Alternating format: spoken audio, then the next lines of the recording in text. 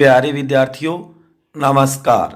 मैं होशियार मल अपने इस YouTube चैनल होशियार सर की इस ऑनलाइन क्लास में आपका तहे दिल से हार्दिक स्वागत करता हूं। प्यारे विद्यार्थियों, हम बात कर रहे थे आधुनिक भारत के इतिहास की, जिसके अंदर हमारा टॉपिक चल रहा था मराठा राज्य एवं संघ।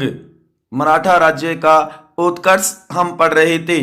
छत्रपति शिवाजी महाराज के बारे में हम पढ़ रहे थे मेरे प्यारे विद्यार्थियों, जो कि हमने 2 भाग कंप्लीट कर लिए, जिसके अंदर हमने छत्रपति शिवाजी महाराज का संपूर्ण जीवन परिचय देखा था, जन्म से लेकर के मृत्यु तक। उनके द्वारा जो जीते गए क्षेत्र कह दो या किले, उनके बारे में हमने देखा। पुरंदर की संधि हमने विस्तार से देखी प्यारे विद्यार्थियों, जो 1665 में हुई। उसके बाद में किस प्रकार से उन्होंने अपने राज्य का विस्तार किया, राजाभिषेक करवाया 2 बार, ये सारी बातें हमने देखी। और जिससे जुड़ा हुआ एक वीडियो हमने प्रश्नोत्तरी प्रैक्टिस सेट ये भी देखा, जो कि आपने अच्छी तैयारी की थी मेरे प्यारे विद्यार्थियों। जिन्होंने वो वीडियो देखा और ये मानो अच्छे क्वेश्चन किए, चाहे 20 में से 17 किए हों, 18 किए, 19 है या 20 में से 20 किए, वेरी वेरी गुड है प्यारे विद्यार्थियों। आज हम बात करते हैं शिवाजी का प्रशासन। आज हमारा टॉपिक क्या रहेगा? शिवाजी का प्रशासन। कहने का मतलब है मराठा राज्य एवं संघ का भाग 3।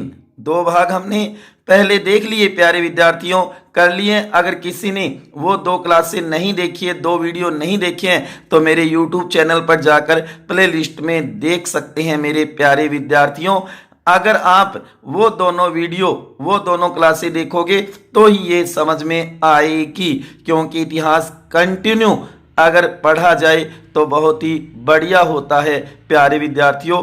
गौर करना, तो बने रहना अंत तक मेरे साथ। मेरा जो भी वीडियो आप देखते हो अंत तक पूरा देखा करो, अच्छी प्रकार से देखो और उसको सुनो, समझो, क्योंकि इतिहास को रटना नहीं है, समझना है अच्छी प्रकार से मेरे लाडलो। आगे ने बात समझ में क्लियर है ना?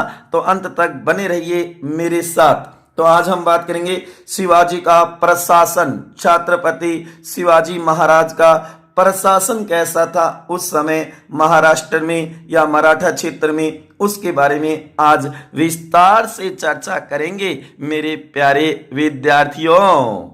शिवाजी का प्रशासन मुगल एवं दक्षिण राज्यों के प्रशासन से प्रभावित था। गौर करना प्यारे विद्यार्थियों कि शिवाजी की जो प्रशासनिक व्यवस्था, जो प्रशासन था, कहा जाता है कि अधिकांशतः ये माना जाता है कि जो मुगलों का प्रशासन व्यवस्था थी और दक्षिणी राज्यों की जो प्रशासन व्यवस्था थी, उससे प्रभावित था शिवाजी का प्रशासन। सीधी सी बात है मेरे प्यारे विद्यार्थियों कि मुगलों का और दक्षिणी राज्यों का जैसा प्रशासन था, उस प्रकार का प्रशासन शिवाजी महाराज का था। क्लियर है? आ गई बात समझ में?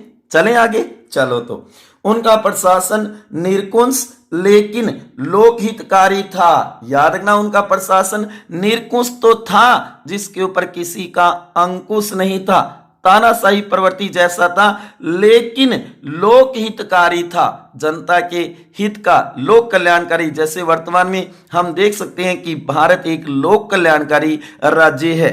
तो कहने का मतलब है कि लोकहितकारी था, जिसके शीर्ष पर छत्रपति होता था। कौन? राजा। राजा को क्या नाम दिया गया? छत्रपति। तो वह शीर्ष पर होता था, सर्वोच्च होता था, प्रधान मेन वही होता था। राजा या छत्रपति यह प्रभुत्व संपन्न निरंकुश शासक था। प्रभुत्व संपन्न, संपूर्ण प्रभुत्व शक्ति इसी में निहित थी, राजा में, छत्रपति में, लेकिन निरंकुश शासक था, जिसके ऊपर किसी का अंकुश नहीं था। सर्वा वही था, सर्वोच्च वही था, जो अंतिम कानून निर्माता, प्रशासकीय प्रधान, न्यायाधीश और सेनापति था। कहने का मतलब कि राज्य में सर्वोच्च वही था, अंतिम कानून निर्माता भी वही था, प्रशासकीय प्रधान भी वही था, न्यायाधीश भी वही था, न्याय करने वाला, और सेनापति भी वही था सर्वोच्च। आया समझ में प्यारे विद्यार्थियों। शासन का वास्तविक संचालन अष्टप्रधान नामक 8 मंत्री करते थे। ये है वेरी मोस्ट इंपोर्टेंट क्वेश्चन जो आपको याद रखना है। सबसे ज्यादा यही क्वेश्चन आता है प्यारे विद्यार्थियों। अष्टप्रधान, अष्टमंडली जो उसके दरबार में रहती थी, जो 8 मंत्रियों का एक समूह होता था, ये मानो कि उनके द्वारा ही वास्तविक संचालन होता था। लेकिन वर्तमान में जो हम मंत्रिमंडल देख रहे हैं वैसा नहीं था वो। गौर करना प्यारे विद्यार्थियों। अष्टप्रधान नामक 8 मंत्री करते थे जो राजा को परामर्श देते थे, राजा को परामर्श देने का कार्य करते थे। वह सर्वा नहीं होते थे जैसे वर्तमान में हम मंत्रिमंडल में कैबिनेट मंत्री देखते हैं जो अपने विभाग के सर्वा होते हैं, अपने विभाग के स्वयं मालिक होते हैं। लेकिन ऐसा उस समय नहीं था प्यारे विद्यार्थियों। गौर करो, प्रत्येक मंत्री राजा के प्रति उत्तरदायी था। प्रत्येक मंत्री राजा के प्रति उत्तरदायी था। गौर करना प्यारे विद्यार्थियों। और इनका जो परामर्श था वो राजा के लिए, इनका जो परामर्श था वह राजा के लिए बाध्यकारी नहीं था। ये नहीं कि मंत्रियों ने जो बात कह दी वह राजा को माननी पड़ेगी, ऐसा नहीं था मेरे प्यारे विद्यार्थियों। तभी तो उसे मंत्रिमंडल नहीं कहा जा सकता। वो तो उसके दरबार के 8 प्रधान थे जिन्हें अष्ट प्रधान कहा जाता है। उसके दरबार के 8 प्रधानों की एक मंडली थी, छत्रपति शिवाजी महाराज की अष्टमंडली। गौर करना प्यारे विद्यार्थियों, यही तो महत्वपूर्ण है। लगभग क्वेश्चन इसी से बनाया जाता है। शिवाजी के प्रशासन से अगर कोई मोस्ट क्वेश्चन बनता है तो वो अष्ट प्रधान का ही बनता है। ऐसे विजयनगर साम्राज्य में भी एक शासक हुआ था कृष्णदेव राय, उसके भी अष्ट प्रधान थे, उसके भी अष्ट प्रधान थे। गौर करना मेरे प्यारे विद्यार्थियों। तो आज हम बात करेंगे शिवाजी के प्रशासन की और उसके अंदर हम देखेंगे शिवाजी के अष्ट प्रधान। यहां तक क्लियर है। आगे बात समझ में कि मुगल और दक्षिण राज्यों के प्रशासन से ज्यादा प्रभावित था। उनका प्रशासन निरंकुश लेकिन लोकहितकारी था। गौर करना प्यारे विद्यार्थियों। और जिसके शीर्ष पर कौन होता था? राजा या छत्रपति होता था। और कहने का मतलब ये प्रभुत्व संपन्न निरंकुश शासक था। जो अंतिम कानून निर्माता भी वही था, प्रशासकीय प्रधान भी वही था, न्यायाधीश भी वही था, सेनापति भी वही था। कहने का मतलब सर्वा वही था। निरंकुश जिसके ऊपर किसी का अंकुश भी नहीं था। गौर करना प्यारे विद्यार्थियों, बहुत ही महत्वपूर्ण है। उसके बाद में शासन का वास्तविक संचालन अष्टप्रधान नामक 8 मंत्री करते थे। गौर करना प्यारे विद्यार्थियों, जो राजा को परामर्श देते थे।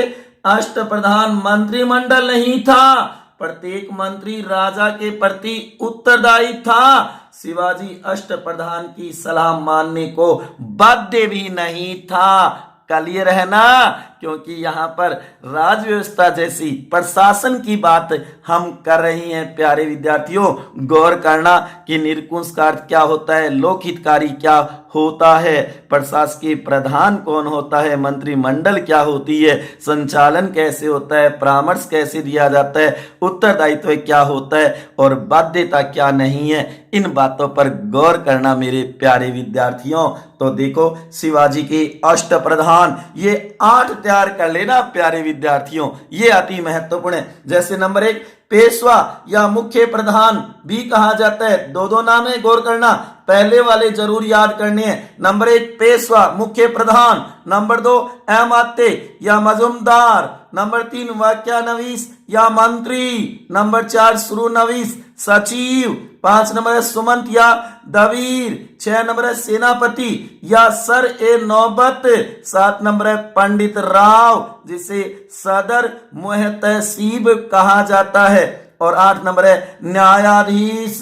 गौर करना प्यारे विद्यार्थियों, अति महत्वपूर्ण यही है अष्टमंडली, अष्ट प्रधान। इनको जरूर तैयार कर लेना मेरे लाडलो। इसमें से बहुत बार क्वेश्चन पूछा जाता है, चाहे आप पीछे के पेपरों में देख सकते हो कि पेशवा कौन होता है, एमाते कौन होता है, कौन सा इनमें अष्टप्रधान में है या नहीं है, किसी भी प्रकार से वो क्वेश्चन बना सकता है। जैसे कि मैं बनाऊंगा आगे प्रश्नोत्तरी प्रैक्टिस सेट में, आप देखना कि इसके क्वेश्चन कैसे बनेंगे। आपका काम है तैयार करना, मेरा काम है बताना। गौर करना प्यारे विद्यार्थियों। नंबर 1, पेशवा या मुख्य प्रधान, यह राजा का प्रधानमंत्री होता था। राजा के बाद दूसरा यही प्रमुख था, मेन यही था राजा के बाद। संपूर्ण राज्य की देखभाल यही करता था। राजा के बाद नंबर 2 यही होता था। गौर करना प्यारे विद्यार्थियों, जो कि प्रथम थे मोरोपंत त्रिपंक पिंगले, जो कि प्रथम पेशवा बताते हैं, मुख्य प्रधान बताते हैं शिवाजी की। दूसरा है अमात्य मजूमदार, ये वित्त एवं राजस्व मंत्री होता था। वित्त और राजस्व मंत्री, आय व्यय का लेखा जोखा, आय व्यय आना अमात्य एक प्रकार से। तो प्रथम थे बालाकृष्ण पंत हनुमंते, जो कि इनके प्रथम ये मानो के अमात्य या मजूमदार माने जाते हैं शिवाजी के। गौर करना प्यारे विद्यार्थियों, बहुत ही महत्वपूर्ण है। और उसके बाद में नीलोजी अमात्य बने थे शिवाजी के। उसके बाद नंबर 3 वाक्यानवीस मंत्री, जो कि दैनिक कार्यों के या प्रतिदिन की कार्रवाई का विवरण रखता था। यह जासूसी विभाग या गुप्तचर विभाग का अध्यक्ष होता था। गुप्तचर जो भी संस्था एजेंसियां होती थी वो इसके ही अंडर में होती थी। गौर करना प्यारे विद्यार्थियों, जैसे कि वर्तमान में हम कह सकते हैं गृह मंत्री जो कार्य कर रहा है वो उस समय वाक्यानवीस मंत्री करता था। कौन है वर्तमान में भारत के गृह मंत्री? Home minister. गौर करो प्यारे विद्यार्थियों, बताओ बताओ कौन है गृह मंत्री? तो याद रखना अमित शाह है, मोटा भाई। गौर करो प्यारे विद्यार्थियों। उसके बाद 4 नंबर सुरुनवीस, जो कि सचिव, यह राजकीय पत्र व्यवहार का कार्य देखता था।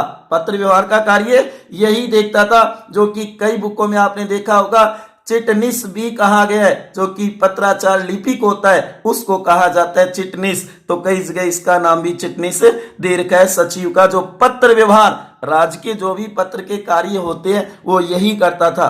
सुमंत या दवीर, जो कि यह विदेश मंत्री होता था उस समय। ये बढ़िया धारणा, या तो पेशवा या सुमन, ये ज्यादा पूछे जाते हैं। गौर करना मेरे प्यारे विद्यार्थियों, तो ये विदेश मंत्री होता था। बताओ वर्तमान में भारत के विदेश मंत्री कौन है? कौन है प्यारे विद्यार्थियों? तो याद रखना एस जयशंकर है भारत के वर्तमान में विदेश मंत्री। नंबर 6 सेनापति सर ए नौबत, जो कि सेना का कार्य देखता था, जैसे कि सेना में भर्ती है, उसका संगठन है, रसद आदि की व्यवस्था करता था ये। तो ये था सेनापति, नाम से ही पता चल रहा है प्यारे विद्यार्थियों। उसके बाद में नंबर 7 पंडित राव, जो कि सदर मुह तहसीब, ये धार्मिक कार्य में अनुदानों की देखरेख करता था। पंडित राव, पंडित धार्मिक कार्य करता ही है, ये अनुष्ठान करवाता है, ये तो हमें पता ही है ना प्यारे विद्यार्थियों। तो गौर करना, पंडित धार्मिक कार्य ये तो कर दोगे, एकदम इजी है। नंबर 8 न्यायाधीश, यह राजा के बाद मुख्य न्यायाधीश होता था। राजा तो मेन था ही प्रधान। गौर करना, ये देखो न्यायाधीश, लेकिन उसके बाद में जो मुख्य न्यायाधीश होता था उसे न्यायाधीश कहा गया है, जो न्याय करने का कार्य करता था प्यारे विद्यार्थियों। गौर करना, पेशवा, अमात्य, वाक्यानवीस, सुरुनवीस, सोमंत, सेनापति, पंडित राव, न्यायाधीश। पेश अब सुसु से पंडित न्याय, पेश अब सु से पंडित न्याय, ऐसे इनको तैयार कर सकते हो प्यारे विद्यार्थियों। वैसे मैंने आज ट्रिक नहीं बनाई है। वैसे बोला है ट्रिक अपने स्वयं की होती है, तो आप खुद इसको तैयार कर सकते हो, लेकिन अति महत्वपूर्ण है, इतना मैं आपको बार बार बता रहा हूं मेरे प्यारे विद्यार्थियों, इसे जरूर तैयार कर लेना। शिवाजी के अष्टप्रधान अष्टमांडले शिवाजी महाराज की, उसके दरबार में जो 8 प्रधान थे जो उसे सलाह परामर्श देने का कार्य करते थे, लेकिन इनकी सलाह उनके लिए बाध्यकारी नहीं थी। ये बात जरूर ध्यान में रखना मेरे प्यारे विद्यार्थियों। शिवाजी ने अपने राज्य को 4 प्रांतों में विभक्त किया था। गौर करना, 4 प्रांतों में विभक्त किया था।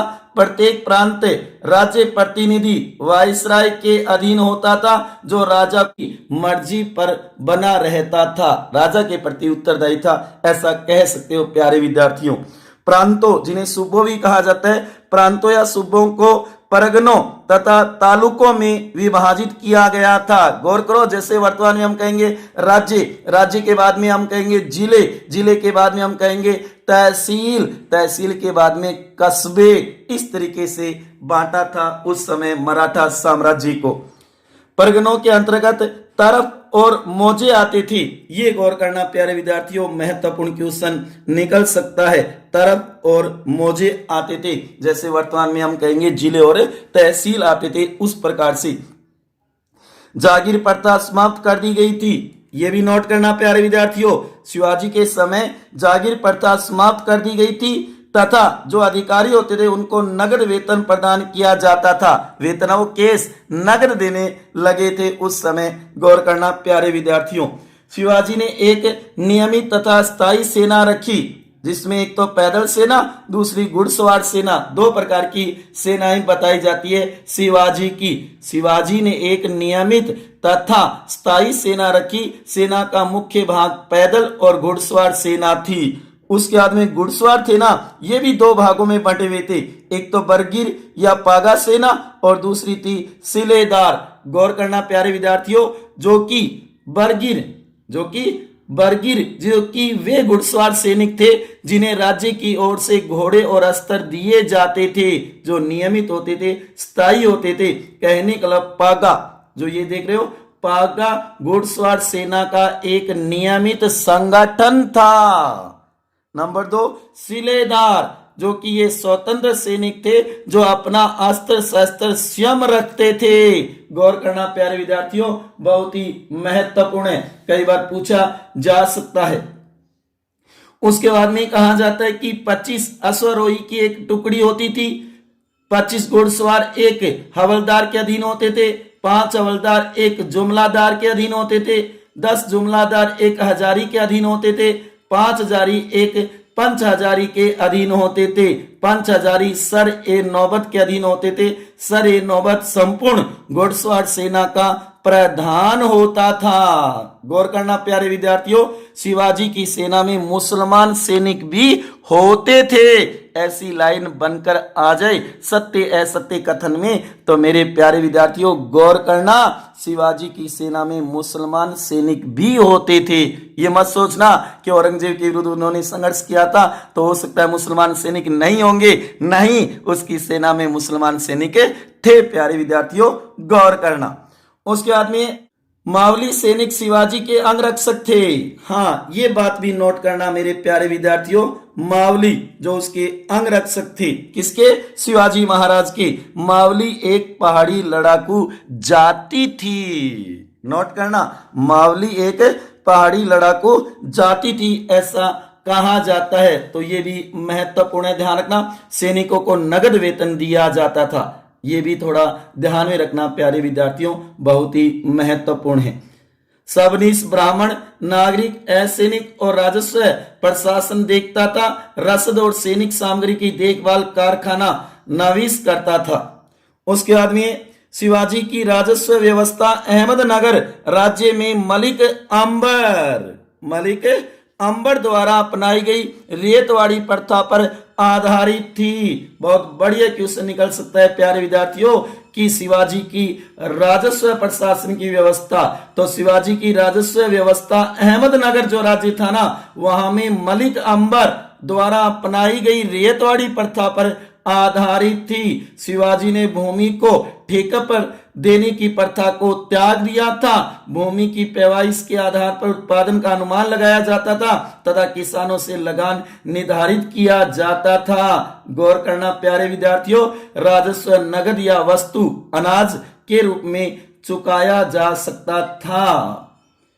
उसके बाद में चौथ एवं sardeshmukhi, very very very most important question. अष्ट प्रधान के बाद नंबर 2 यही क्वेश्चन बन सकता है शिवाजी प्रशासन से। चौथ एवं सरदेशमुखी नामक कर शिवाजी द्वारा लगाया गया, बहुत ही महत्वपूर्ण है। गौर करना प्यारे विद्यार्थियों, जो कि चौथ विजित राज्यों में उपज के 1/4 के रूप में वसूल किया जाता था। वहीं सरदेशमुखी, इसके बारे में अलग अलग इतिहासकारों ने अलग अलग बताया है। गौर करना प्यारे विद्यार्थियों, जो कि कहा जाता है कि सरदेशमुखी एक प्रकार से कर था अलग, ये आय का 10वां% या 1/10 अंश के रूप में होता था, जो एक अतिरिक्त कर था। जैसे कि इतिहासकार ईश्वरी प्रसाद के अनुसार देसाइयों तथा देशमुखों का मुखिया सरदेशमुख कहलाता था। एक प्रकार से ये 2 कर लागू किए थे शिवाजी ने। आपको बस इतना याद रखना है, चौथ और सरदेशमुखी नामक कर किसने लगाए थे? तो शिवाजी महाराज ने लगाए थे। ये तैयार कर लेना मेरे प्यारे विद्यार्थियों, बहुत ही महत्वपूर्ण, very very very most important question है। उसके बाद में न्याय व्यवस्था, न्याय व्यवस्था है न्याय प्रशासन। न्याय प्रशासन पुराने किस्म का ही था। गांव के अपराधी मामलों की सुनवाई पटेल किया करता था, जो आज के तहसीलदार के समान होता था। दीवानी और फौजदारी के मामलों की अपील की सुनवाई ब्राह्मण न्यायाधीश करते थे। उनके निर्णय प्राचीन स्मृतियों के आधार पर किए जाते थे, ऐसा कहा जाता है। और अपील की अंतिम अदालत है वो हाजिर मजलिस से, ये नोट करना मेरे प्यारे विद्यार्थियों, हाजिर मजलिस थी, जो शिवाजी की मृत्यु के बाद समाप्त हो गई संभवतः, ऐसा माना जाता है। और अंतिम न्यायाधीश था वो शिवाजी छत्रपति महाराज ही थे, क्योंकि राजा ही होता था जो कि प्रधान न्यायाधीश। ये हमने देखा था शिवाजी प्रशासन के शुरू में ही कि वो निरंकुश शासन था, अंतिम कानून निर्माता, प्रशासन के प्रधान न्यायाधीश और सेनापति था।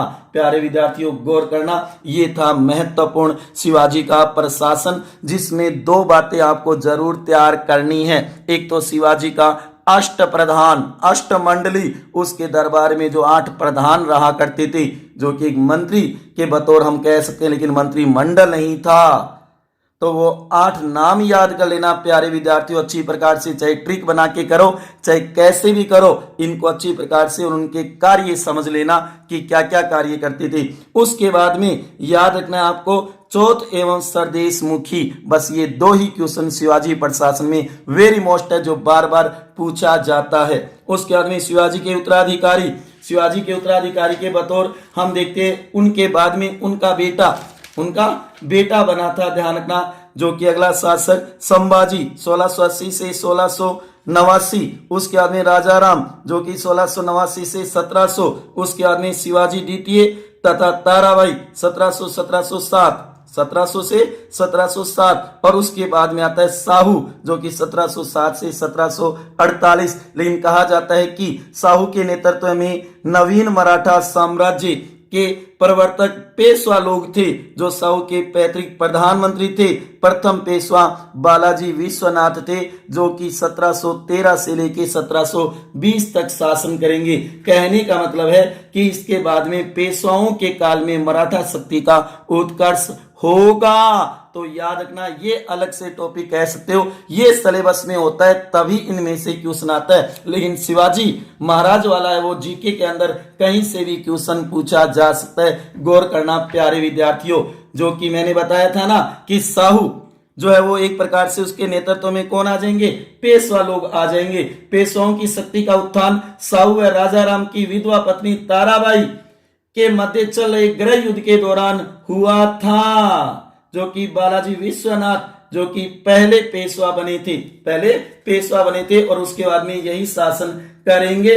बालाजी की सेवा से प्रसन्न होकर के 1713 ईस्वी में शाहू ने उसे पेशवा या मुख्य प्रधान नियुक्त किया था। गौर करना प्यारे विद्यार्थियों, बहुत ही महत्वपूर्ण है। उसके बाद में आएगा बाजीराव प्रथम 1720 से 1740, बहुत महत्वपूर्ण है, जो कि मुगल साम्राज्य के प्रति अपनी नीति की घोषणा करते हुए बाजीराव प्रथम ने कहा, हमें इस जर्जर वृक्ष के तने पर आक्रमण करना चाहिए, शाखाएं तो स्वयं ही गिर जाएगी। ये बात किसने कही थी? बाजीराव प्रथम ने कही थी, बहुत ही महत्वपूर्ण है।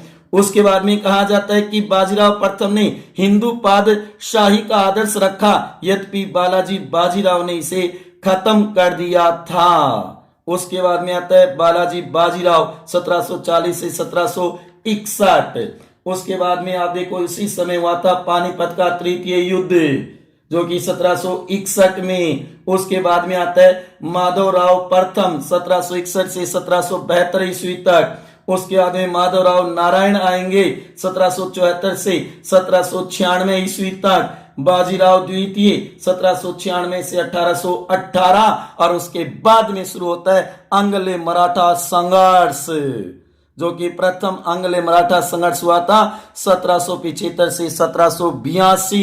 कई महत्वपूर्ण युद्ध लड़े गए थे अंग्रेजों के साथ, जो कि प्रथम आंग्ल मराठा युद्ध हुआ था उस समय ही तो हुई थी सालबाई की संधि 1882 अंग्रेज तथा महादेव सिंधिया के बीच। ये क्वेश्चन बहुत बार आता है प्यारे विद्यार्थियों, तो इसके ऊपर आगे हम चर्चा करेंगे आंग्ल मराठा संघर्ष के बारे में, जो कि कई महत्वपूर्ण संघर्ष हुए थे, उनके बारे में हम विस्तार से देखेंगे। तो आज हमने बात की शिवाजी महाराज के प्रशासन की, राजस्व व्यवस्था की, सैन्य व्यवस्था की, न्याय व्यवस्था की, अति महत्वपूर्ण जो बातें थी वही आज मैंने आपके साथ साझा की है प्यारे विद्यार्थियों। इसमें आपको दो चीजें तो जरूर तैयार करनी है, एक तो शिवाजी का अष्टप्रधान, 8 जो मंडली थी उनकी, दरबार के अंदर जो 8 व्यक्ति थे उनकी मंडली, उसको तैयार करना है, और एक चौथ एवं सरदेश मुखी जो कर लगाए थे शिवाजी ने वो क्या थे वो भी याद रखना। वैसे नाम से ही पता चला है, चौथा हिस्सा, सरदेश मुखी 10वां हिस्सा 1/10। तो ये जरूर ध्यान रखना प्यारे विद्यार्थियों। और शिवाजी के उत्तराधिकारी कौन बने, जो कि संभाजी, राजाराम, शिवाजी द्वितीय, ताराबाई, उसके बाद में साहू, और उसके बाद में कौन शुरू हो जाएंगे? पेशवा शुरू हो जाएंगे, उनका उत्कर्ष होगा प्यारे विद्यार्थियों। तो गौर करना, बहुत ही महत्वपूर्ण टॉपिक देखा हमने। शिवाजी का प्रशासन कैसा था? मुगल और दक्षिणी राज्यों के प्रशासन से प्रभावित था। उनका प्रशासन निरंकुश लेकिन लोकहितकारी था, लोक कल्याणकारी था, जनता के हित में था। तभी तो आज देखो याद किया जाता है छत्रपति शिवाजी महाराज को। तो प्यारे विद्यार्थियों, मिलते हैं अगले वीडियो में एक नए टॉपिक के साथ। तब तक खुश रहिए, हंसते रहिए, मुस्कुराते रहिए, प्रेम से मस्त रहिए। तो मेरे सभी विद्यार्थियों को, दोस्तों को और युवा साथियों को मेरा बहुत बहुत धन्यवाद।